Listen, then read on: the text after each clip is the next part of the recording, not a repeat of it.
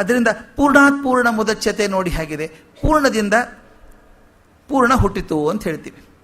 ಅನಂತವಾದ ಪರಮಾತ್ಮನಿಂದ ಅನಂತವಾದ ಜೀವಾತ್ಮ ಹುಟ್ಟಿತು. ಇದು ಸಾಕಷ್ಟು ಸಲ ಚರ್ಚೆ ಆಗಿದೆ. ಅನಂತ ಇರೋದು ಒಂದೇ ಸಾಧ್ಯ ಜಗತ್ತಲ್ಲಿ. ಅನಂತ ಅಂದರೆ ಏನು? ಅಂತ್ಯ ಇಲ್ಲದದ್ದು, ಮೇರೆ ಇಲ್ಲದಂಥದ್ದು, ಮಿತಿ ಇಲ್ಲದಂಥದ್ದು. ಅದು ಒಂದೇ ಇರೋಕ್ಕೆ ಸಾಧ್ಯ. There can be only one universal set. ನಾವು ಸೆಟ್ ಥಿಯರಿ ಕಲಿಸ್ಬೇಕಾದ್ರೆ ಹೇಳ್ತೀವಿ, ಯೂನಿವರ್ಸಲ್ ಸೆಟ್ ಅಂದರೆ ಒಂದು ಇಡೀ ಪ್ರಪಂಚ ಒಂದು. ಕಲ್ಪನೆ ಮಾಡ್ಕೊಳ್ಳಿ, ನಾನು ಒಬ್ಬನೇ ಇದ್ದೆ ಪ್ರಪಂಚದಲ್ಲಿ ಅಂತ ಇಟ್ಕೊಳ್ಳಿ, ಭಯ ಆಗುತ್ತೆ. ಇಡೀ ಪ್ರಪಂಚ ಒಬ್ಬರೇ ಇದ್ದರೆ 60-40 ಸೈಟು 30-40 ಸೈಟು ಬರುತ್ತಾ? ಇಡೀ ಪ್ರಪಂಚನೇ ನಿಮ್ಮದು, ಅದು ಇಡೀ ನಿಮ್ಮದೇ ಬೌಂಡ್ರಿ ಅದು. ಆದರೆ ಯಾರಾದರೂ ಬಂದು ಪ್ರಪಂಚವನ್ನು 2 ಭಾಗವನ್ನಾಗಿ ಮಾಡಿದ್ದೀನಿ ಅಂದರೆ ಒಂದು ಗೆರೆ ಬರುತ್ತೆ, ಒಂದು ಮಿತಿ ಬಂತು. ಒಂದರ ಮಿತಿ ಇನ್ನೊಂದಕ್ಕೂ ಮಿತಿ ಆಗ್ತದೆ. ಹಾಗೆ 2 ಅನಂತ ಇದ್ದರೆ ಒಂದು ಅನಂತ ಇನ್ನೊಂದರ ಅನಂತಕ್ಕೆ ಮಿತಿ ಆಗ್ತದೆ ಅಂತಿದೆ. ಇಲ್ಲಿ ಹಾಗಿಲ್ಲಲ್ಲ. ಹಾಗಾದ್ರೆ ಒಂದರಿಂದ ಇನ್ನೊಂದು ಬರೋದು ಹೇಗೆ? ಅದನ್ನು ನಮಗೆ ಹಾಡೆಲ್ಲ ಕೇಳಿದ್ದೀವಿ ನಾವು ಸಿನಿಮಾದ್ದು, ಬೊಂಬೆಯ ಆಟವಯ್ಯ ಈ ಬ್ರಹ್ಮಾಂಡವೇ ಅದೆಂದು ಆ ದೇವನಾಡುವ ಬೊಂಬೆಯ ಆಟವಯ್ಯ. ಇದು ಸಗುಣ ರೂಪ. ದೇವರಿದ್ದಾನೆ, ಅವನು ಆರ್ಧ ಹಾಡ್ಕೊಂಡು ಹೋಗ್ತಾ ಇರ್ತಾನೆ. ಆ ಬ್ರಹ್ಮಾಂಡ ದೇವರನ್ನು ತೋರಿಸ್ತಾರೆ. ಆ ಬ್ರಹ್ಮಾಂಡ ದೇವರಿದ್ದಾನಲ್ಲ, ಈ ಬ್ರಹ್ಮಾಂಡ ಆಡದ, ಇದು ಬೊಂಬೆ ಆಟ. ಬೊಂಬೆ ಅನ್ನೋದು ಗುಣ ಬಂತು, ಮತ್ತೆ ಸಗುಣ ರೂಪ ಅದು. ನಾವೆಲ್ಲ ಬೊಂಬೆಗಾಟು. ನಾವೆಲ್ಲ ಹೇಳಲ್ಲ ಪ್ರಪಂಚ ಒಂದು ಆಟ ಇದ್ದ ಹಾಗೆ, ಭಗವಂತನಿಗೆ ಆಟ, ಅವನು ಬೇಕಾದಂಗೆ ಆಡಿಸ್ತಾನೆ, ತೆಗೆದು ಹಾಕ್ತಾನೆ ಅಂತ ಹೇಳ್ತೀವಿ. ಹಾಕಿದಾಗ ನಾವು ಬೇರೆ, ಅವನು ಬೇರೆ ಆಯಿತು. ಇದು ಸಗುಣ ದೃಷ್ಟಿ, ಸೌಪಾಧಿಕ ದೃಷ್ಟಿ. ಇದನ್ನು ತೆಗೆದು ಹಾಕೋದಾದರೆ ಅಲ್ಲಿಂದ ಇಲ್ಲಿ ಬಂತು, ಸಗುಣ ಜೀವಾತ್ಮ ಬಂತು. ನಿರ್ಗುಣವಾದಂತಹ ಪರಮಾತ್ಮದಿಂದ ಅದಕ್ಕೆ ನಾನು ಈ ಒಂದು ಕಲ್ಪನೆ ಮಾಡಿ, ನಾವೆಲ್ಲ ಗುರುಗಳು ಇದಕ್ಕೆ ಹಾಕ್ಕೊಂಡಿರ್ತೀವಿ ಅನ್ನೋದಕ್ಕೆ ನಮ್ಮ ಕುಲದೇವರು ಅಂತ ಒಂದಿರ್ತದೆ. ನಮಗೆ ದೇವರು ಅಂದರೆ ಅಲ್ಲಿಗೆ ಹೋಗ್ಬೇಕು, ನಾವು ಆ ಊರಿಗೆ ಹೋಗಬೇಕು. ಯಾರಿಗೋ ಒಬ್ಬರಿಗೆ ಬಾಲಾಜಿ ಕುಲದೇವರು, ನಮಗೆ ದೇವರು ಅಂದ ತಕ್ಷಣ ಬಾಲಾಜಿ ಕಣ್ಣು ಮುಂದೆ ಬರೋದು, ಹೌದಲ್ಲ? ಇನ್ನು ಕೆಲವರಿಗೆ ಪಾಂಡುರಂಗ ಕುಲದೇವರು. ದೇವರು ಅಂದ್ರೆ ಅದೇ ಸೊಂಟದ ಮೇಲೆ ಇಟ್ಕೊಂಡು ನಿಂತ್ಕೋಬೇಕು ಅವನು, ಹಾಗೆ ಇಟ್ಕೊಳ್ಳೋದ್ರೆ ಆಗೋದಿಲ್ಲ ಅದು ಹಾಗೆ ನಮ್ಗೆ ಬಂದಿರೋದು. ಅದರಿಂದ ಸಗುಣ ರೂಪ, ನಾವು ಪೂಜೆ ಮಾಡೋ ಸಗುಣ ರೂಪ. ಅದಾದ್ರಿಂದ ನನಗೆ ದೇವರು ಅಂದ ತಕ್ಷಣ ಅದು ರೂಪ ಕಣ್ಮುಂದೆ ಬರ್ತದಲ್ಲ, ಅದು ಸಗುಣ ರೂಪ ಬಂತು ಅಂದರೆ ಅದು ಕಾರ್ಯಕಾರಣ ಸಿದ್ಧಾಂತ ಎರಡಾಗುವಂಥದ್ದು. ಆದರೆ ಲಕ್ಷ್ಯ ಬರಬೇಕಾದ್ರೆ, ಐಕ್ಯ ಸಿದ್ಧಾಂತ ಬರಬೇಕಾದ್ರೆ, ಐತಿಕ ದೃಷ್ಟಿ ಬರಬೇಕಾದ್ರೆ ನಿರುಪಾಧಿಕ ದೃಷ್ಟಿ ಬೇಕು. ಭಗವಂತ ಅಂದಾಗ ಯಾವ ಆಕಾರ ಬರುತ್ತೆ ನಮಗೆ? ನಾನು ವೆಂಕಟೇಶ್ವರ ಅಂದ್ರೆ ಆಕಾರ ಬರುತ್ತೆ, ನರಸಿಂಹ ಅಂದ್ರೆ ಆಕಾರ ಬರುತ್ತೆ, ಆಂಜನೇಯ ಅಂದ್ರೆ ಆಕಾರ ಬರುತ್ತೆ, ರಾಮ ಕೃಷ್ಣ ಅಂದ್ರೆ ಆಕಾರ ಬರುತ್ತೆ. ಆದರೆ ಭಗವಂತ ಅಂದರೆ ಯಾವ ಆಕಾರವೂ ಇಲ್ಲ, ಅದು ನಿರ್ಗುಣ ಆಕಾರ. ಆ ಭಗವಂತನಿಂದ ಈ ಜೀವಾತ್ಮ ಬಂತು ಹೇಗೆ ಅಂತ ತಿಳ್ಕೋಬೇಕು. ಈ ಜೀವಾತ್ಮ ಬರೋದು ಹೇಗೆ ಬಂತು? ಬಂದದ್ದು ಬೇರೆ ಅಲ್ಲ, ಅದು ಲಕ್ಷ್ಯಾರ್ಥ ತಗೊಂಡಾಗ ನೀವು ಬಂದದ್ದು ಅಲ್ಲ, ಅದು ಅಲ್ಲೇ ಇತ್ತದು, ಅದರದೇ ಒಂದು ಭಾಗ. ನಮ್ಮ ಮನೆಯಲ್ಲಿ ಪೂರಿ ಮಾಡಬೇಕಾದ್ರೆ ಇಷ್ಟು ಹಿಟ್ಟು ನಾದಿ ಇಟ್ಕೊಂಡಿರ್ತಾರೆ. ಎಲ್ಲನೂ ಒಮ್ಮೆ ಎಣ್ಣೆಯಲ್ಲಿ ಹಾಕೋಲ್ಲ, ಒಂದು ಮುಷ್ಟಿಯಷ್ಟು ತಗೋತಾರೆ, ಮಾಡಿ ಅದನ್ನು ಲಟ್ಟಿಸಿ ಕಾದ ಎಣ್ಣೆಯಲ್ಲಿ ಹಾಕಿದಾಗ 1 ಪೂರಿ 2 ಪೂರಿ 20 30 ಲೆಕ್ಕ ಹಾಕ್ತೀವಿ. 20 ಪೂರಿ ಆಯಿತು, 30 ಪೂರಿ ಆಯಿತು. 20 ಪೂರಿ ಎಲ್ಲಿಂದ ಬಂತದು? ಮೂಲ ವಸ್ತು ಅಲ್ಲಿಂದಾನೇ ಬಂದದ್ದು ಅದು. ಆದ್ದರಿಂದ ಅದು ಬೇರೆ ಅಲ್ಲ, ಇದು ಬೇರೆ ಅಲ್ಲ, ಇದು ರೂಪಾಂತರ ಅಷ್ಟೇನೆ. ಆದ್ದರಿಂದ ಜೀವಾತ್ಮ ಅನ್ನುವಂಥದ್ದು ಆ ಪರಮಾತ್ಮನ ಒಂದು ಅಂಶದ ರೂಪಾಂತರ. ನಾವೇ ಎಷ್ಟೋ ಸಲ ಮಾಡ್ತೀವಿ, ಗಾಳಿ ತುಂಬಿಸ್ಕೋಬೇಕು, ಕಾರಲ್ಲಿ, ಸ್ಕೂಟ್ರಲ್ಲಿ, ಸೈಕಲಿಗೆ ಗಾಳಿ ತುಂಬಿಸ್ಕೋಬೇಕು, ಟೈರಿಗೆ. ಗಾಳಿ ಎಲ್ಲಿಂದ ಬಂತದು? ಹೊರಗಡೆ ಇರುವಂಥ ಗಾಳಿನೇ ಆ ಸಕ್ಷನ್ ಪಂಪಿಂದ ಎಳ್ಕೊಂಡು ನಿಮ್ಮ ಟೈರಲ್ಲಿ ಹಾಕಿದರು. ಟೈರ್ ಒಳಗೆ ಇರೋ ತನಕ ಟೈರ್ ಗಾಳಿ, ಬಿಟ್ಟರೆ ವಾತಾವರಣ. ನೋಡಿ, ವಾತಾವರಣದ ಒಂದು ಭಾಗನ ಟೈರಿಗೆ ಬಂದಾಗ ಟೈರ್ ಗಾಳಿ ಆಯಿತು, ಬಿಟ್ಟರೆ ವಾತಾವರಣ ಸೇರ್ಕೊಂಡ್ಬಿಡ್ತು. ಇದನ್ನೇ DVG ಬರೀತಾರೆ, ಅತ್ಯದ್ಭುತವಾಗಿ ಬರೀತಾರಪ್ಪ. ಅದು ಇದಕ್ಕಿಂತ ಚೆಂದ ಬರೆಯೋಕ್ಕೆ ಸಾಧ್ಯ ಇಲ್ಲ. ಅದು ಮುಂದೆ ಯಾವಾಗ ಹೇಳಬೇಕಂತಿದೆ ಕರೆಕ್ಟಾಗಿ ಹೇಳ್ಬಿಡ್ಬೇಕು ಅದನ್ನು. ಹಾಲಿನೊಳು ಬೆಣ್ಣೆ ಕಡಲೊಳಗೆ ನೀರ್ಗಲ್ಲವಲು ತೇಲುವುದು ಅಮೇಯ ಸತ್ವದಲ್ಲಿ ಮೇಯ ಜಗ. ಮೂಲ ದಶೆಯೊಳಗೊಂದು ಮಾಪನದ ಬಗೆಗೆರಡು ಗಾಳಿ ಉಸಿರುಗಳಂತೆ ಮಂಕುತಿಮ್ಮ. ಎಷ್ಟು ಚಂದದ ಪದ್ಯ ಇದು! ಎಷ್ಟು ರೀತಿ ಬೇಕಾದ್ರೆ ವ್ಯತ್ಯಾಸ ಮಾಡ್ಬೋದು ಇದನ್ನು. ಹಾಲಿನೊಳು ಬೆಣ್ಣೆ, ಹಾಲಿದೆ, ನಮ್ಮ ಡೇರಿಯವ್ರು ಏನು ಮಾಡಿ, ನಾವು ಮನೆಗೆ ಬಂದು ಕಾಸಿ ಆಮೇಲೆಲ್ಲ ಕಡಿತೇವೆ ಅದನ್ನು ಬೆಣ್ಣೆ ತೆಗಿಬೇಕಾದ್ರೆ. ಅಲ್ಲಿ ಅವ್ರು ಹಸಿ ಹಾಲೇ ತೆಗೆದುಬಿಡ್ತಾರೆ, ಬೆಣ್ಣೆ ತೆಗೆದಿರ್ತಾರೆ. ಹಸಿ ಹಾಲನ್ನು ಜೋರಾಗಿ ಚೆನ್ನಾಗಿ ಕಲಕಿಬಿಟ್ರೆ, ಚೆನ್ನಾಗಿ ಮಿಕ್ಸರ್ ಹಾಕಿಬಿಟ್ರೆ ಬೆಣ್ಣೆ ಬಂದುಬಿಡ್ತದೆ. ಅರ್ಧಕ್ಕರ್ಧ ಬೆಣ್ಣೆ ತಗೊಂಡಿರ್ತಾರೆ ಮೊದಲೇ ಅವರು, ಸುಮ್ಮನೆ ನಿಮ್ಮ ತೃಪ್ತಿಗೋಸ್ಕರ ಒಂದು ಸ್ವಲ್ಪ ಇಟ್ಟಿರ್ತಾರೆ. ಬೆಣ್ಣೆ ಬರೋದೆಲ್ಲಿಂದ? ನೀವು ನೋಡಿ, ಅದು ಚೆನ್ನಾಗಿ ಕದಡ್ತಾ ಇದ್ದರೆ ಒಳಗೆ ಇದ್ದಂಥ ಬೆಣ್ಣೆ ಟಕ್ಕಂತ ತೇಲಿ ಬಂದುಬಿಡ್ತದೆ ಮೇಲೆ. ಅದು ಮೊದಲು ಎಲ್ಲಿತ್ತು? ಹಾಲಿಂದೇ ಒಂದು ಅವಿಭಾಜ್ಯ ಅಂಗವಾಗಿತ್ತು, ಹಾಲೇ ಆಗಿತ್ತು. ಅದು ಯಾವುದೋ ಒಂದು ಹಂತದಲ್ಲಿ ಒಂದು ರೂಪ ಪಡ್ಕೊಂಡು ಮೇಲೆ ಬಂತು. ಹಾಲಿನೊಳು ಬೆಣ್ಣೆ ಕಡಲೊಳಗೆ ನೀರ್ಗಲ್ಲವಲು. ಸಮುದ್ರದೊಳಗೆ ಐಸ್ಬರ್ಗ್ ಅಂತ ಬರ್ತದೆ. ಐಸ್ಬರ್ಗ್ ಅಂದ್ರೆ ಏನದು? ಐಸ್ ಅಂದರೆ ನೀರೇ ತಾನೇ. ಅದು ನೀರು ಗಟ್ಟಿಯಾದಾಗ ಅದು ಮಂಜಿನ ರೂಪ ಬಂತು. ನೀರೇ ಒಂದು ಆಕಾರ ಗಟ್ಟಿಯಾದಾಗ ತೇಲೋಕೆ ಶುರು ಆಯಿತು. ಅದು ಬೇರೆ ಕಾಣುತ್ತೆ, ನಿಮ್ಮ ಕಣ್ಣಿಗೆ ಕಾಣುತ್ತೆ, ಅದು ಬೇರೆ ಬೇರೆ ಕಾಣುತ್ತೆ. ಇದನ್ನು ನಾವು ಕಾರ್ಯಕಾರಣ ಸಂಬಂಧ ಅಂತ ಹೇಳ್ಬೋದು, ಸಗುಣ ದೃಷ್ಟಿ ಅಂತ ಹೇಳ್ಬೋದು, ಸೌಪಾಧಿಕ ದೃಷ್ಟಿ ಅಂತ ಹೇಳ್ಬೋದು. ಐಸ್ ಅಂದ ತಕ್ಷಣ ಗಟ್ಟಿ ಅಂತ ಬರುತ್ತೆ, ನೀರು ಅಂದಾಗ ದ್ರವರೂಪ ಕಣ್ಮುಂದೆ ಬರ್ತದೆ. ಇದು ಗುಣಗಳು ಬರೋದ್ರಿಂದ ಸೌಪಾಧಿಕ ದೃಷ್ಟಿ. ಇದು ಅದನ್ನು ನಿರುಪಾಧಿಕ ದೃಷ್ಟಿ ಮಾಡಿದಾಗ ಐಸ್ ಅಂದರೆ ಏನು? ನೀರೇ. ಇದು ನೀರೇ, ಎರಡು ಒಂದೇನೆ, ಅದು ರೂಪಾಂತರ ಅಷ್ಟೇನೆ. ಒಂದು ಗಟ್ಟಿ ಆದರೆ ಐಸ್ ಅಂತೀವಿ, ನೀರಾದರೆ ನೀರು ಅಂತೀನಿ. ಹಾಗೆ ಹಾಲಿನೋಳು ಬೆಣ್ಣೆ ಕಡಲೊಳಗೆ ನೀರ್ಗಲ್ಲವಲು ತೇಲುವುದು ಅಮೇಯ ಸತ್ವದಲ್ಲಿ ಮೇಯ ಜಗ. ಎಂಥ ಅದ್ಭುತ ಮಾತಿದು. ಅಮೇಯ ಅಂದರೆ ಇಮ್ಮೆಜರಬಲ್, ಅಳಿಲಿಕ್ಕೆ ಸಾಧ್ಯ ಇಲ್ಲ. ತೇಲುವುದು ಅಮೇಯ ಸತ್ವದಲ್ಲಿ, ಪರಮಾತ್ಮ ಅನ್ನುವಂಥ ಒಂದು ಅಮೇಯ ಸತ್ತ, ಅನಂತವಾದಂಥ ಅನಾದಿಯಾದಂಥ ಸತ್ವ ಏನಿದೆಯೋ, ಒಂದು ಚೈತನ್ಯ ಭೂಮಿಯೊಳಗಿದೆಯೋ, ಪ್ರಪಂಚದೊಳಗೆಲ್ಲ ಇದೆಯೋ, ಅದರೊಳಗೆ ಈ ಕಾಣಿಸ್ತಿರುವಂಥ ಜಗತ್ತಂತೇನಿದೆಯಲ್ಲ, ಅದು ಬೆಣ್ಣೆ ಥರ ತೇಲ್ತಾ ಇದೆ. ಬೆಣ್ಣೆ ಥರ ತೇಲ್ತದೆ ಅಂದರೆ ಅದು ಅಮೇಯ ಸತ್ವದ್ದೇ ಒಂದು ಭಾಗ. ಅದು ತೇಲುವುದು ಅಮೇಯ ಸತ್ವದಲ್ಲಿ ಮೇಯ ಜಗ. ಮೇಯ ಅಂದರೆ ಅಳಿಬೋದಾದಂಥದ್ದು. ಪ್ರಪಂಚ ಅಳಿಬೋದಪ್ಪ, ಇಷ್ಟು ಡಯಾಮೀಟ್ರ್ ಇಷ್ಟಿದೆ, ಇಷ್ಟು ರೇಡಿಯಸ್ ಇದೆ, ತೂಕ ಇಷ್ಟಿದೆ, ಗ್ರಾವಿಟೇಷನ್ ಫೋರ್ಸ್ ಇಷ್ಟಿದೆ, ಎಲ್ಲ ಅಳಿಬೋದು, ಗುಣಗಳನ್ನು ಕೊಡ್ಬೋದು. ಅಮೇಯ ಸತ್ವದಲ್ಲಿ ಮೇಯ ಜಗ. ಅದಕ್ಕೆ ಹೇಳ್ತಾರೆ ಮೂಲ ದೆಸೆಯೊಳಗೊಂದು. ನೋಡಿದರೆ ಮೂಲ ದೆಸೆಯೊಳಗೆ ಒಂದೇ ಅದು. ಅದು ನೀರೇ. ಐಸ್ಬರ್ಗ್ ಆಗಲಿ ನೀರಾಗಲಿ ಐಸೇ, ನೀರೇ. ಹಾಲು ಬೆಣ್ಣೆ ಮೂಲದಲ್ಲಿ ಹಾಲೇ. ಅದು ಮೂಲ ದೆಸೆಯೊಳಗೊಂದು ಮಾಪನದ ಬಗೆಗೆರಡು. ಮೆಜರ್ಮೆಂಟಿಗೆ ಎರಡು. ನೀರು ಲೀಟ್ರಲ್ಲಿ ಅಳಿತೇವೆ, ಐಸನ್ನು ಕಿಲೋಗ್ರಾಮಲ್ಲಿ ಅಳಿತೇವೆ. ಬೆಣ್ಣೆ ಕಿಲೋಗ್ರಾಮಲ್ಲಿ, ಹಾಲನ್ನು ಲೀಟ್ರಲ್ಲಿ ಅಳಿಬೇಕು. ಈಗ ಹಾಲನ್ನು ಕಿಲೋಗ್ರಾಮೇ ಮಾಡೋದು ಬಂದಿದೆ, ಮತ್ತು ಬೇರೆ ಇದು ಹಳೆಯ ಪದ್ಯ ಅಲ್ಲ, ಅದರಿಂದ ಇರುತ್ತೆ. ಮೂಲ ದೆಸೆಯೊಳಗೊಂದು ಮಾಪನದ ಬಗೆಗೆರಡು. ಕನೆ ಸಾಲಂತೂ ಅದ್ಭುತ. ಅದು ಗಾಳಿ ಉಸಿರುಗಳಂತೆ ಮಂಕುತಿಮ್ಮ. ಈಗ ನಾನು ಉಸಿರಾಡಿಸ್ತಾ ಇದ್ದೀನಿ. ಉಸಿರಾಡಿಸಿದಾಗ ನನಗೆ ಎಷ್ಟು ಸಾಧ್ಯ ಇದೆಯೋ, ನನ್ನ ಪುಪ್ಪುಸಕ್ಕೆ ಎಷ್ಟು ಸಾಧ್ಯ ಇದೆಯೋ, ಲಂಗ್ಸ್ ಎಷ್ಟು ಸಾಧ್ಯ ಇದೆಯೋ ಅಷ್ಟು ಗಾಳಿನ ಎಳ್ಕೋತೇನೆ ಒಳಗೆ ಎಳ್ಕೊಂಡಾಗ. ಅದು ನನ್ನ ಉಸಿರು ಅಂತೇನೆ. ನನ್ನ ಪುಪ್ಪುಸದ ಒಳಗೆ ಸೇರಿದಾಗ ಅದು ನನ್ನ ಉಸಿರಾಯಿತು. ಅದು ಹೊರಗಡೆ ಬಂದಾಗ ಗಾಳಿ ಆಯಿತು. ನಿಮ್ಮ ಗಾಳಿ ನನಗೆ ಉಸಿರಾಗ್ತದೆ, ನಮ್ಮೆಲ್ಲರ ಗಾಳಿ ನಿಮಗೆ ಉಸಿರಾಗ್ತದೆ. ಆದ್ದರಿಂದ ಹೊರಗಡೆ ಬಂದರೆ ಉಸಿರು, ಹೊರಗಡೆ ಇದ್ದರೆ ಗಾಳಿ, ಒಳಗಡೆ ಬಂದರೆ ಉಸಿರು. ಬೇರೆ ಅಲ್ಲ ಅದು. ಆ ಗಾಳಿಗೆ ಒಂದು ಆಕಾರವಾಗಿ ಒಂದು ದೇಹದೊಳಗೆ ಸೇರಿಕೊಂಡಾಗ ಅದನ್ನು ಉಸಿರು ಅಂತೇನೆ, ಹೊರಗಡೆ ಬಂದಾಗ ಗಾಳಿ ಅಂತೀನಿ. ಇದನ್ನು ಹೇಳ್ತಾರೆ ಅವರು. ಈ ದೃಷ್ಟಿಯೊಳಗೆ ನಾವು ಇದು ನೋಡಿದಾಗ ಒಂದರಿಂದ ಅನಂತವಾದ ಪರಮಾತ್ಮನಿಂದ ಅನಂತವಾದ ಜೀವಾತ್ಮ ಹುಟ್ಟಿಸ್ತದೆ ಅಂತ. ಅನಂತವಾದದ್ದೇ ಜೀವಾತ್ಮ, ಯಾಕಂದರೆ ಅದರ ಆತ್ಮ ಅನಂತವಾದದ್ದು, ಅಲ್ಲಿಂದ ಬರ್ತದೆ ಅಂತ. ಮೊದಲನೇ ಸಾಲು ಜೀವಾತ್ಮ ಪರಮಾತ್ಮರ ಐಕ್ಯ ನಿರ್ಗುಣ ದೃಷ್ಟಿಯನ್ನು ತೋಚಿದರೆ, ಎರಡನೇ ಸಾಲು ಸಗುಣ ಪರಮಾತ್ಮ ಮತ್ತು ಸಗುಣ ಜೀವಾತ್ಮನ ಕಾರ್ಯಕಾರಣವನ್ನು ಕೂಡ ತೋರಿಸುತ್ತೆ. ಅಲ್ಲಿಂದ ಇಲ್ಲಿ ಬಂದ ನಾವು ನೋಡಲ್ವಾ, ಭಗವಂತ ಸೃಷ್ಟಿ ಮಾಡಿದ ನಮ್ಮನ್ನೆಲ್ಲ, ನಾವೆಲ್ಲ ಭಗವಂತನ ಸೃಷ್ಟಿ ಅಂದಾಗ, ನಾವು ಭಗವಂತನ ಸೃಷ್ಟಿ ಅಂದಾಗ ಭಗವಂತನ ಒಂದು ಆಕಾರ ಕೊಡ್ತೇವೆ, ನಮಗೊಂದು ಆಕಾರ ಇದೆ. ಇದು ಕಾರ್ಯಕಾರಣ. ಮೂರನೇ ಸಾಲು ಎಷ್ಟು ಚೆನ್ನಾಗಿದೆ ನೋಡಿ. ಮೂರನೇ ಮತ್ತು ನಾಲ್ಕನೇ ಸಾಲು, ಪೂರ್ಣಸ್ಯ ಪೂರ್ಣಮಾದಾಯ ಪೂರ್ಣಮೇವಾವಶಿಷ್ಯತೆ. ಪೂರ್ಣದಿಂದ ಪೂರ್ಣವನ್ನು ಕಳೆದಾಗ ಪೂರ್ಣವೇ ಉಳಿತದೆ ಅಂತ. ಅದಕ್ಕೆ ಬಹಳ ಚಂದ ಹೇಳ್ತಾರೆ ಶಂಕರಾಚಾರ್ಯರು. ಇಲ್ಲಿ ಸಾಮಾನ್ಯ ಗಣಿತ ಪ್ರಯೋಜನಕ್ಕೆ ಬರೋಲ್ಲ, ನಮ್ಮ ಶಾಲೆಯಲ್ಲಿ ಕಲಿತಂಥ ಗಣಿತ ಪ್ರಯೋಜನಕ್ಕೆ ಬರೋಲ್ಲ.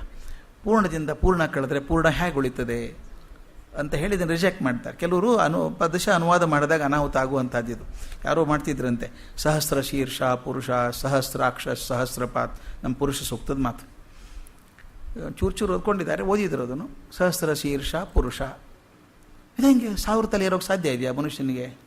ಇರ್ಬೋದೇನಪ್ಪ, ಇದಿರಬೇಕು ಅಂದ್ಕೊಂಡು. ಒಬ್ಬ ಮನುಷ್ಯ ಪುರುಷ ಇದ್ದಾನೆ, ಅವನಿಗೆ 1000 ತಲೆ, ಸಹಸ್ರ ಶೀರ್ಷ 1000 ತಲೆ, ಇದು ಕರೆಕ್ಟ್ ಆಯಿತು. ಮುಂದೆ ಸಹಸ್ರ ಶೀರ್ಷ ಪುರುಷ ಸಹಸ್ರಾಕ್ಷ, ತಪ್ಪು ಲೆಕ್ಕ ಅಂದ. ಯಾಕಂದರೆ 1000 ತಲೆ ಇದ್ದರೆ 2000 ಕಣ್ಣಿರಬೇಕು. ಆದರೆ ಮುಂದೆ ಓದಿದ ಸಹಸ್ರಪಾತ್, ಓ ಸರಿ ಆಯಿತು ಅಂದ. 1000 ಬಿದ್ದು ಹೋಗಿದ್ದಾವೆ. ಒಬ್ಬ ಮನುಷ್ಯ 1000 ತಲೆ ಇದ್ದವನಿದ್ದಾನೆ, 2000 ಇತ್ತು, 1000 ಬಿದ್ದು ಹೋಗಿದೆ, 1000 ಉಳ್ಕೊಂಡಿದೆ ಅಂತ ಲೆಕ್ಕ. ಇದು ಈ ಥರದ ಅನುವಾದ ಆಗೋಲ್ಲ ಇಲ್ಲಿ. ಅದಕ್ಕೆ ಹೇಳ್ತಾರೆ ಅವರು, ಇಲ್ಲಿ ಅಧ್ಯಾತ್ಮದಲ್ಲಿ ಗಣಿತ ಅತ್ಯಂತ ಸುಲಭ ಗ್ರಾಹ್ಯವಾಗಲಾರದ್ದು, ಅದು ಬೇರೆ ಇದೆ. ಇದನ್ನು ಒಂದು ವಿಷಯ ನಾನು ತಮಗೆ ಒಪ್ಪಿಸ್ಬೇಕು ಅಂತ ಅಂದ್ಕೊಂಡಿದ್ದೀನಿ. ಈ ಚಿಂತನೆ ನಮ್ಮ ಭಾರತೀಯ ಪ್ರಜ್ಞೆಯಲ್ಲಿ ಬಹಳ ದೊಡ್ಡದಾಗಿ ಬಂದದ್ದು. ಪೂರ್ವ ಮತ್ತು ಪಶ್ಚಿಮಗಳ ಚಿಂತನೆಯ ಮೂಲದಲ್ಲಿ ಕೆಲವು ವ್ಯತ್ಯಾಸಗಳಿದ್ದಾವೆ. ಅದನ್ನು ನಾವು ಗುರುತಿಸಬೇಕು. ನಮ್ಮ ಭಾರತೀಯ ಚಿಂತನೆ ಅಥವಾ ನಮ್ಮ ಪೌರ್ವಾತ್ಯ ಚಿಂತನೆ ಮತ್ತು ಪಾಶ್ಚಿಮಾತ್ಯ ಚಿಂತನೆಯಲ್ಲಿರುವಂಥ ಮೂಲ ವ್ಯತ್ಯಾಸ. ಬಹುಶಃ ನಾವು ಎರಡೂ ಸರಿಯಾಗಿ ಓದ್ಕೊಂಡಿರೋದು ಸ್ವಲ್ಪ ಕನ್ಫ್ಯೂಷನ್ ಆಗ್ತದೆ ನಮಗೆ. ಹಿಂದೆ ಜಗತ್ತಿನೊಳಗೆ ಎರಡು ರೀತಿಯ ತರ್ಕಗಳು ತುಂಬ ಉನ್ನತ ಮಟ್ಟದಲ್ಲಿದ್ದವು. ಎರಡು ರೀತಿಯ ತರ್ಕಗಳಿದ್ದವು. ಇಡೀ ಪಾಶ್ಚಾತ್ಯ ವಿಜ್ಞಾನಕ್ಕೆ ಗ್ರೀಕ್ ತತ್ವಜ್ಞಾನ ಬಹಳ ಮುಖ್ಯ ಆಗಿತ್ತು. ಆ ತರ್ಕ ಪದ್ಧತಿ ಮೂಲಕನೇ ಪಾಶ್ಚಾತ್ಯ ವಿಜ್ಞಾನ ಬೆಳೆದದ್ದು. ಆದರೆ ಆಧ್ಯಾತ್ಮಿಕ ಬೆಳವಣಿಗೆಗೆ ಭಾರತೀಯ ತತ್ವಶಾಸ್ತ್ರ ಮಾತ್ರ ಜೀವ ಕೊಟ್ಟದ್ದು. ಸ್ವಲ್ಪ ವ್ಯತ್ಯಾಸ ಗಮನಿಸೋಣ, ಅವರಿಗೆ ನಮಗೆ ವ್ಯತ್ಯಾಸ ಏನಿದೆ ಅಂತ. ಗ್ರೀಕ್ ಪದ್ಧತಿಯಲ್ಲಿ ಯಾವುದೇ ಒಂದು ಸತ್ಯ ಶೋಧನೆಗೆ ಹೊರಟಾಗ ಅವರು ಹಂತಗಳನ್ನು ಮಾಡಿಟ್ಟಿದ್ದಾರೆ. ಇವತ್ತಿಗೂ ನಮ್ಮ ಪಾಶ್ಚಾತ್ಯ ವಿಜ್ಞಾನಕ್ಕೆ ಅದೇ ತಳಹದಿ ಆಗಿರುವಂಥದ್ದು. ಯಾವುದೋ ಒಂದು ಸಂಶೋಧನೆ ಮಾಡಬೇಕು, ಒಂದು ಗುರಿ ಇದೆ, ಆ ಗುರಿ ಇಟ್ಟುಕೊಂಡು ಸತ್ಯದ ಕಡೆಗೆ ಹೊರಟಾಗ ನಮ್ಮ ಉದ್ದೇಶ ಇರೋ ತೀರ್ಮಾನದ ಕಡೆಗೆ. ಕೊನೆಗೆ ಏನಾಗ್ತದೆ, ಅಲ್ಟಿಮೇಟ್ಲಿ ಏನಾಗ್ತದೆ, ಕೊನೆಗೆ ಏನಾಗ್ತದೆ, ರಿಸಲ್ಟ್ ಏನು. ನಾವೆಲ್ಲ ಪ್ರಯೋಗ ಮಾಡ್ಬೇಕಾದ್ರೆ ಹಾಗೆ ತಾನೆ, what is the result, what is the conclusion. ನಾವು ಶುರು ಮಾಡೋದು ಸತ್ಯ ಶೋಧನೆ ಕಡೆಗೆ ಹೊರಟಾಗ ನಮ್ಮ ಗುರಿ ಇರೋದು ತೀರ್ಮಾನದ ಕಡೆಗೆ ಗುರಿ ಇರುವಂಥದ್ದು. ಈ ಮೊದಲು ಹಂತ ಬರ್ತದೆ. ಮೊದಲನೇದು ಸಂಭವನೀಯ ತೀರ್ಮಾನ ಅಂತ, ಊಹೆ, ಹೈಪಾಥೆಸಿಸ್ ಅಂತ ಕರೀತಾರೆ ಅದನ್ನು ಗ್ರೀಕ್ ಭಾಷೆಯಲ್ಲಿ. ಹೈಪಾಥೆಸಿಸ್ ಅಂದರೆ ಏನು? ಹಿಂಗಿರ್ಬೋದು ಅಂತ ಊಹೆ ಮಾಡ್ತೀವಿ. ಈಗ ಹಿಂಗಾಗಬೇಕಾದ್ರೆ ಹಿಂಗಿರ್ಬೇಕಲ್ಲ. ಇದು ಮನೆ ಮುಂದೆ ನಾ ಬೆಳಗ್ಗೆ ಎದ್ದಾಗ ಪೇಪರ್ ಬಿದ್ದಿರುತ್ತೆ ಅಂದರೆ ಯಾರೋ ಹಾಕಿರ್ಬೇಕಲ್ಲ, ಹಾಕಿದ್ರೆ ತಾನೇ ಪೇಪರ್ ಬೀಳೋದು. ಮನೆ ಮುಂದೆ ಹಾಲಿನ ಪ್ಯಾಕೆಟ್ ಇರ್ತದೆ, ಅದು ಯಾರೋ ಇಟ್ಟು ಹೋಗಿದ್ದಾರೆ ಅಂತ. ಯಾವನು ಇಟ್ಟಿದ್ದಾನೆ ಮುಖ ನೋಡಿಲ್ಲ ಅವ್ನು, ನಾನು ಆದ್ರೆ ಇಟ್ಟು ಹೋಗಿದ್ದಾರೆ ಯಾರೊಬ್ರು. ಹೀಗೆ ಊಹೆ ಮಾಡ್ಕೊಳ್ಳೋದು, ಇದನ್ನು ಹೈಪಾಥೆಸಿಸ್ ಅಂತ ಕರೀತಾರೆ. ಮೊದಲು ತೀರ್ಮಾನದ ಕಡೆಗೆ ಹೋಗುವ ಸಂಭವನೀಯ ತೀರ್ಮಾನ ಅಂತ ಹೇಳಿ ಹೈಪಾಥೆಸಿಸ್ ಅಂತಾರೆ. ಅದಾದ ನಂತರ ಆಲೋಚನೆ ಶುರು ಆಗ್ತದೆ, ಅದನ್ನು ರಿಸರ್ಚ್, ಸಂಶೋಧನೆ ಅಂತ ಕರಿಬೇಕು. 104 ಊಹೆಗಳಿದ್ದಾವೆ. ಇದು ಹೀಗಾಗೋಕ್ಕೆ ಸಾಧ್ಯ ಇದೆಯಾ, ಹೀಗಾಗೋಕ್ಕೆ ಸಾಧ್ಯ ಇದೆಯಾ.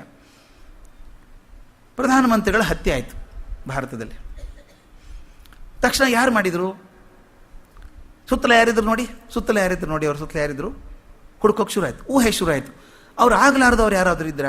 ಹಾಗಾದ್ರೆ ಕೆಲಸ ಮಾಡಿ, ಎಲ್ಲ ಚೆಕ್ ಮಾಡಿ, ಕ್ಯಾಮ್ರಾ ಚೆಕ್ ಮಾಡಿ, ಯಾರ್ಯಾರಿದ್ದಾರೆ. ಕಲ್ಪನೆ ಮಾಡ್ತೀನಿ ಹೇಗೆ ಡೈರೆಕ್ಷನ್ ಹೋಗ್ತದೆ ನಮ್ಮದು ಪಾಶ್ಚಿಮಾತ್ಯ ವಿಜ್ಞಾನದ್ದು, ನಮ್ಮ ಸಂಶೋಧನೆಯದು ಅಂದರೆ. ಆಗ ನೋಡಿದಾಗ ಅನ್ನಿಸ್ತು, ಮುಂದೆ ಇಬ್ಬರು ಕೂತಿದ್ದಾರೆ ಸಾಲಲ್ಲಿ, ಮುಂದಿನ ಸಾಲಲ್ಲಿ.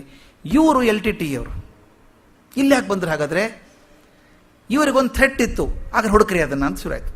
ಯಾವುದೋ ಒಂದು ಕ್ಯಾಮ್ರಾ ಸಿಕ್ತು, ಒಂದೊಂದು ಕುಳಿ ಸಿಕ್ಕೋದು ಹೋಗ್ತದೆ. ಈ ಸಂಶೋಧನೆ ತೀರ್ಮಾನದ ಕಡೆಗೆ ಹೋಗ್ಬೇಕದು. ಯಾರು ಕಂಡು ಹಿಡಿದ್ರು, ಯಾರು ಹೊಡೆದ್ರು ಅಂತ ಹಿಡಿಬೇಕು.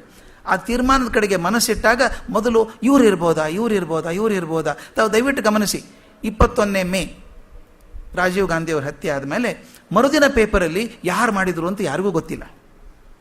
ಯಾರೋ ಒಂದು ಘೋರ ಕೃತ್ಯ ಆಯಿತು, ಹೀಗಾಯಿತು ಅಂತ ಬರೆದದ್ದು, ಯಾರಿಗೂ ಗೊತ್ತಿಲ್ಲ. 15 ದಿವಸ ಸುದ್ದಿ ಬರೋಕ್ಕೆ ಶುರು ಆಯಿತು, ಅವರಿದ್ರು ಇವರಿದ್ರು, ಇದ್ರ ಡಿಸ್ಕಷನ್ ಅಲ್ಲಾಗಿತ್ತಂತೆ ಶ್ರೀಲಂಕಾದಲ್ಲಿ. ಅಂದರೆ ಊಹಾಪೋಹಗಳು ಶುರು ಆಯಿತು. ಆ ಊಹಾಪೋಹದ ಹಾದಿ ಹಿಡಿದು ಅವ್ರೇನು ಮಾಡ್ತಾರೆ, ಫೊರೆನ್ಸಿಕ್ ಸೈಂಟಿಸ್ಟ್ ಹುಡ್ಕೊಂಡು ಹೋಗ್ತಾರೆ. ಯಾವ ಊಹೆ ಸರಿ, ಯಾವುದು ಗಟ್ಟಿ ಅಲ್ಲ, ಹುಡ್ಕೊಂಡು ಹೋದಾಗ ರಿಸರ್ಚ್ ಆಗ್ತದೆ ನಡುವೆ. ಆ ರಿಸರ್ಚ್ ಮುಂದೆ ಹೋದ್ಮೇಲೆ ವಿಚಾರಣೆ ಶುರು ಆಗ್ತದೆ, ಅನಾಲಿಸಿಸ್ ಶುರು ಆಗ್ತದೆ. 10 ಚಿಂತನೆ ಇದ್ದಾವಲ್ಲ, ಇದು ಅನಲೈಸ್ ಮಾಡಿ ಯಾವುದು ಸರಿ ಅಂತ. ಕೊನೆಗೆ ಇದಾದರೆ ಇದು ಹೀಗೆ, ಸಿಕ್ಕರು ನೋಡಿ ಇವರೇ ಅಂದಾಗ ಪೂರ್ತಿ ಕಥೆ ಬರುತ್ತೆ. ಇವರು ಅವತ್ತೇನು ಮಾಡಿದರು, 2ನೇ ದಿವಸ ಏನು ಮಾಡಿದರು, 3ನೇ ದಿವಸ ಏನು ಮಾಡಿದರು. ಈ ಪೂರ್ತಿ ತೀರ್ಮಾನದ ಹಿಂದೆ ಇರಬೇಕಾದದ್ದು ಹೈಪಾಥೆಸಿಸ್, ಆಮೇಲೆ ರಿಸರ್ಚ್, ಆಮೇಲೆ ಅನಾಲಿಸಿಸ್ ಆ್ಯಂಡ್ ಫೈನಲಿ ಕನ್ಕ್ಲೂಷನ್ ಅಥವಾ ರಿಸರ್ಚ್, ತೀರ್ಮಾನ ಅಂತ ಹೇಳ್ತೀವಿ. ಆದರೆ ಭಾರತೀಯ ಪದ್ಧತಿ ಇದಕ್ಕೆ ಸಂಪೂರ್ಣ ವಿರುದ್ಧವಾಗಿದ್ದದ್ದು. ಅನುಭವದಿಂದ, ಶಾಸ್ತ್ರಗಳಿಂದ ಪಡೆದದ್ದು ಈಗಾಗಲೇ ಇರುವಂಥದ್ದು ಅಂತ ತೀರ್ಮಾನ ಮಾಡಿಬಿಟ್ಟಿದ್ದೀವಿ ನಾವು. ನಮ್ಮಲ್ಲಿ ತೀರ್ಮಾನ ಮೊದಲು, ಇದು ಹೀಗೆ ಅಂತ ತೀರ್ಮಾನ ಮಾಡ್ತೀವಿ. ಮಾಡಿ ರಿಸರ್ಚ್ ಮಾಡೋಂಗಿಲ್ಲ ಅಂತಲ್ಲ, ಸಂಶೋಧನೆ ತುಂಬ ಆಗತ್ತೆ. ಆದರೆ ಸಂಶೋಧನೆ ಮಾಡುವ ಉದ್ದೇಶ ಅಂದರೆ ಅದನ್ನು ನಮ್ಮ ಅನುಭವಗಳಿಗೆ ಪಕ್ಕ ಮಾಡುವಂಥದ್ದು. ಹೌದಲ್ಲ, ಅವತ್ತು ಹೇಳಿದ ಕರೆಕ್ಟ್ ಅಲ್ವಾ ಇದು? ಹೌದು, ನಮ್ಗೆ ಗೊತ್ತಿರಲಿಲ್ಲ ನೋಡಿ, ಅವ್ರು ಸುಮ್ಮನೆ ನಂಬ್ಕೊಂಡಿದ್ವಿ ನಾವು, ಈಗ ಗೊತ್ತಾಯ್ತು ಏನರ್ಥ ಅಂತ ತಿಳ್ಕೊಂಡು. ಎಷ್ಟೋ ಜನ ಹೇಳ್ತಾರೆ, ನಾನು ನೆನಪಿದೆ VKR ರಾವ್ ಅವ್ರ ಜೊತೆ ಒಂದ್ಸಲ ನಾನು ಪ್ರವಾಸ ಮಾಡ್ತಿರ್ಬೇಕಾದ್ರೆ ಈ ಕೆಲವು ಪದ್ಧತಿಗಳಲ್ಲಿ ಪರಿಶಂಚಾಮಿ ಅಂತ ಮಾಡ್ತಾರೆ. ಊಟಕ್ಕೆ ಕೂಡುವಾಗ ತಟ್ಟೆ ಹಾಕಿದಾಗ ಸುತ್ತಲೂ ನೀರು ಹಾಕ್ತಾರೆ, ನೀರು ಹಾಕಿ 2 ತುತ್ತು ಅನ್ನ ಇಡ್ತಾರೆ. ಅದು 2, 3 ಅದು ಸಂಪ್ರದಾಯಕ್ಕೆ ಬಂದ ಹಾಗೆ ಇರ್ತದೆ. VKR ಎಲ್ಲ ವೇಸ್ಟ್ ನೋಡಿ, ಆಲ್ ವೇಸ್ಟ್ ಆಫ್ ಫುಡ್ ಅಂತಂದ್ರು. ನಾನು ಹೇಳಿದೆ, ಇಲ್ಲ ಸರ್, ಅವತ್ತಿನ ಸಿದ್ಧಾಂತ ಬೇರೆ ಇತ್ತದು. ಏನು ಸಿದ್ಧಾಂತ ಇರೋಕ್ಕೆ ಸಾಧ್ಯ ಇದ್ರಿ, ನೀರು ಹಾಕಿದ್ರೆ ಏನಾಯ್ದಂಗಾಯ್ತು ಅಂದರು. ನಾನು ಹೇಳಿದೆ, ಇವತ್ತು ನಿಮಗೆ ಸ್ಟೇನ್ಲೆಸ್ ಸ್ಟೀಲ್ ತಟ್ಟೆ ಬಂದಿದೆ, ಡೈನಿಂಗ್ ಟೇಬಲ್ ಬಂದಿದೆ. ಆಗ ಜನ ಮೊದಲು ಗೋಮಯದಿಂದ ಸಾರಿಸ್ತಾ ಇದ್ರು ನೆಲದ ಮೇಲೆ ಎಲೆಗಳನ್ನು ಜೋಡಿಸಿ ಒಂದು ತಟ್ಟೆ ಥರ ಮಾಡ್ಕೋತಾ ಇದ್ರು. ಇವತ್ತಿಗಾದರೂ ಮುತ್ತುಗದಲ್ಲೇ ನಮ್ಮ ಕಡೆ ಎಲ್ಲ ಮಾಡ್ತಾರೆ. ಆ ಎಲೆ ಮೇಲೆ ಊಟ ಮಾಡ್ತಾಯಿದ್ರು. ಮಾಡುವಾಗ ಕೆಲವು ಕೀಟಗಳು ಹರಿದು ಎಲೆಯಲ್ಲಿ ಬರ್ಬೋದು. ಅದು ಬರಬಾರ್ದು ಅಂದರೆ ಏನು ಮಾಡ್ತೀವಿ, ಸುತ್ತು ನೀರು ಹಾಕಬೇಕು. ಅಂದರೆ ನಮ್ಮ ಎಲೆಗೆ ಅದು ಬರಬಾರ್ದು ಅಂತ ಒಂದು ನೀರಿನ ಒಂದು ಬಂಧ ಹಾಕಿದ ಹಾಗೆ. ಆಮೇಲೆ ಕರುಣೆ ಬೇರೆ, ಎಲ್ಲರೂ ಹೆಂಗೆ ಹಾಕಿದ್ರು ಪಾಪ, ಅವಕ್ಕೆ ಯಾರು ಊಟ ಕೊಡಬೇಕು, ಅದಕ್ಕೆ ಹಿಡ್ದು ತನ್ನ ಇಡಬೇಕು. ಇದು ಎಷ್ಟು ಚಂದದ ಮಾತು. ಇದು ನಮಗೆ ಮೆಕ್ಯಾನಿಕಲ್ ಆಗಿ ಮಾಡಿದಾಗ ಅದು ಮೀನಿಂಗ್ಲೆಸ್ ಅನಿಸ್ಬಿಡುತ್ತೆ, ಅರ್ಥ ಇಲ್ಲ ಅನಿಸ್ಬಿಡುತ್ತೆ. ಇದು ಸಿದ್ಧಾಂತ ಮೊದಲೇ ಮಾಡಿಟ್ಟಿದ್ದಾರೆ ನಮ್ಮವರು. ಇದಕ್ಕೆ ಇನ್ನೊಂದು ಉದಾಹರಣೆ ಕೊಡ್ಬೋದು.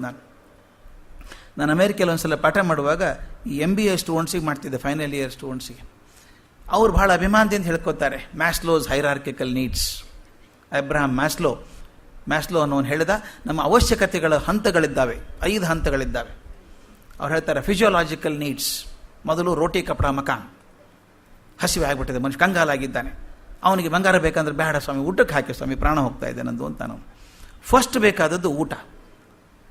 ಆ ಊಟದ ಅವಶ್ಯಕತೆ ಮುಗಿದ ಮೇಲೆ ಅದಕ್ಕೆ ಹೇಳ್ತಾರೆ, ಮನೆಗೆ ಬಂದು ಕೂತಿದ್ದಾನೆ, ಕಂಗಾಲಾಗಿದ್ದಾನೆ, ಭಿಕ್ಷುಕ, ಊಟಕ್ಕೆ ಹಾಕ್ತೀರಿ ನೀವು 2 ಚಪಾತಿ ಅಂತ, 3 4 5 ತಿನ್ಬೋದು.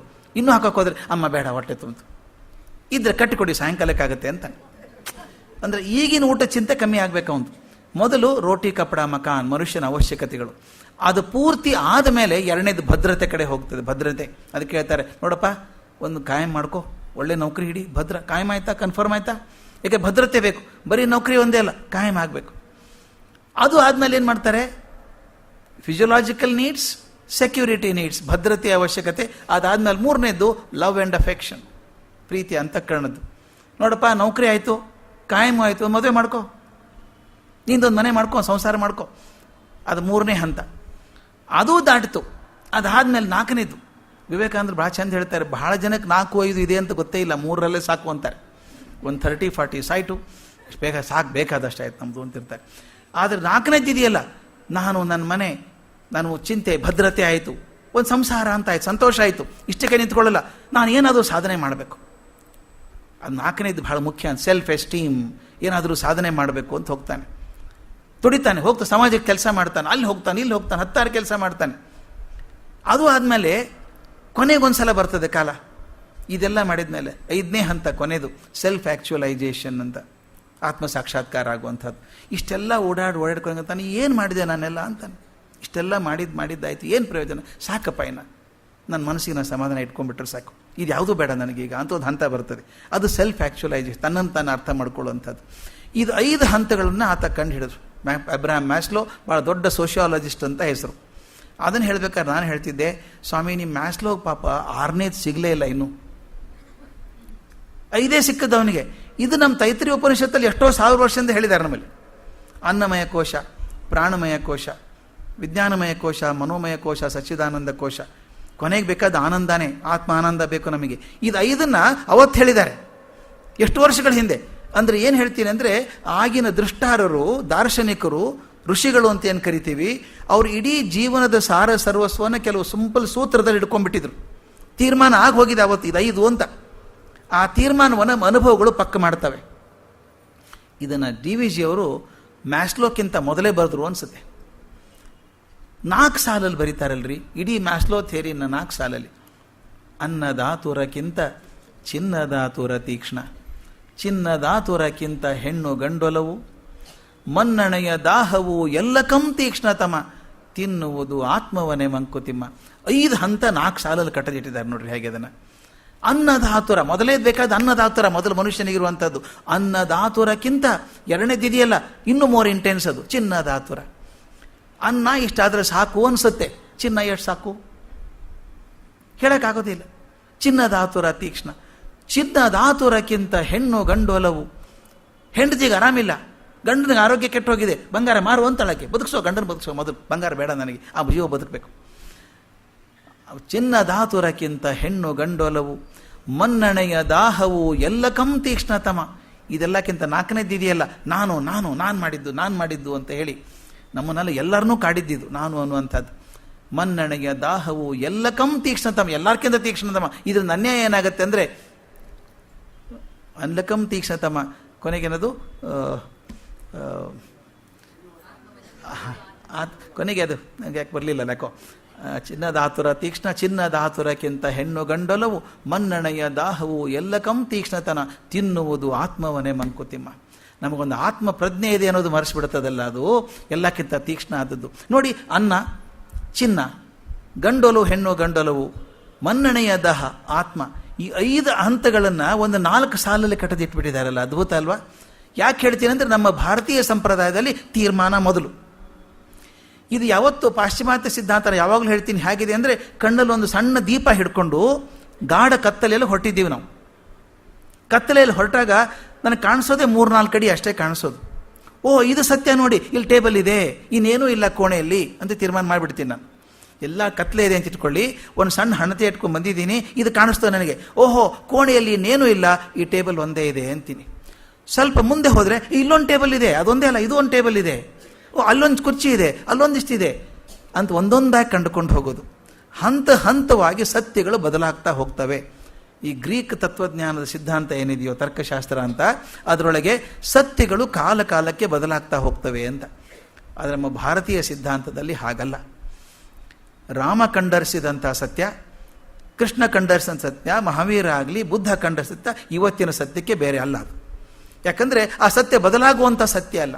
ನಮ್ಮಲ್ಲಿ ಯಾವುದೋ ಕತ್ತಲೆ ಬಿದಿಪದ ಬೆಳಕಿನಲ್ಲಿ ಹುಡುಕಿದಂಥ ಸತ್ಯ ಅಲ್ಲ, ಕಣ್ಣು ಕೋರೈಸುವ ಪ್ರಖರವಾದ ಬೆಳಕಿನಲ್ಲಿ ನಮ್ಮ ದೃಷ್ಟಾರರು, ಋಷಿಗಳು, ಮುನಿಗಳು ಏನು ಸತ್ಯವನ್ನು ಕಂಡುಕೊಂಡಿದ್ರೋ ಅದು ನಮ್ಮ ಅನುಭವದ ಪಕ್ಕಾದಾಗ ಅದು ಸತ್ಯ ಅಂತ ಗೊತ್ತಾಗುತ್ತೆ. ಇದು ವ್ಯತ್ಯಾಸ. ಅವರು ಊಹೆಯಿಂದ ತೀರ್ಮಾನದ ಕಡೆಗೆ ಹೋದರೆ, ನಾವು ತೀರ್ಮಾನದಿಂದ ಶುರು ಮಾಡಿ ಅನುಭವದ ಮೂಲಕ ಅದನ್ನು ಖಾತ್ರಿ ಮಾಡ್ಕೋತೀವಿ. ಇದು ಮೂಲ ದೃಷ್ಟಿ ಇರುವಂಥದ್ದು. ಈ ದೃಷ್ಟಿಯನ್ನು ಇಲ್ಲಿ ಬಿಟ್ಟು ನಾಳೆಗೆ ಮುಂದುವರಿಸೋಣ ಅಂತ ಹೇಳ್ತೇನೆ. ನಮಸ್ಕಾರ.